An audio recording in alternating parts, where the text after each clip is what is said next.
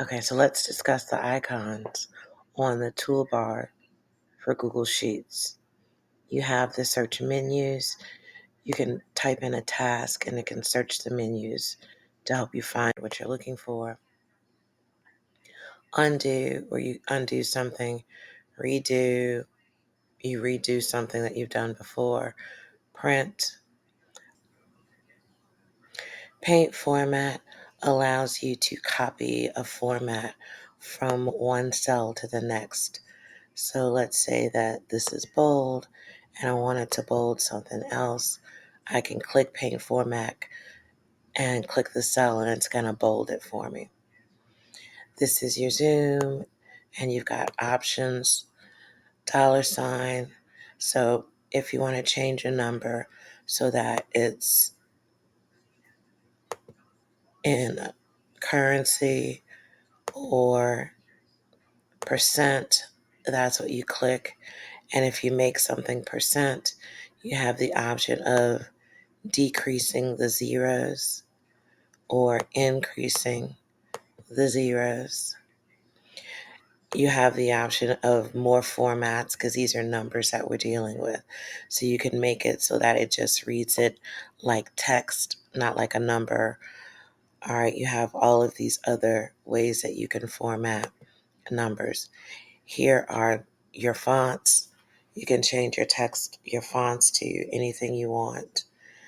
Here you can change the size, either decrease, increase, or select a font size. Bold, italics, strike through. If you wanted to strike through some numbers, you can do that. Change the color of your text. Fill one of the cells with a color. You can put borders on your cells, or you can take borders off of your cells. Let's say that you have two cells selected. I can use this. I can merge them, or I can do the same thing and I can unmerge them. Right here, I can change the alignments, left align, center align, right aligns. Right here, I can change the alignment within the cell. It can be at the top, or it can be aligned to the center, or let's see, this one's better. It can be aligned on the bottom. So it was center aligned. Now that's bottom aligned. All right, text wrapping. Right now, this cell is text wrapped, which means that the text is going to stay in the cell.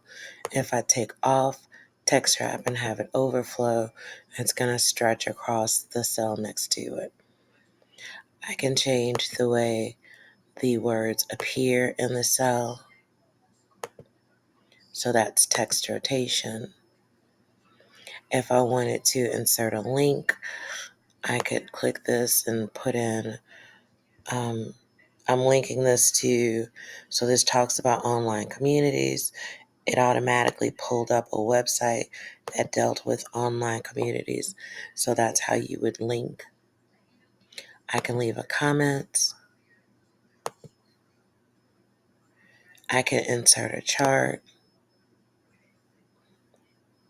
So basically what it did was it grabbed the information that was in the column and it created a chart.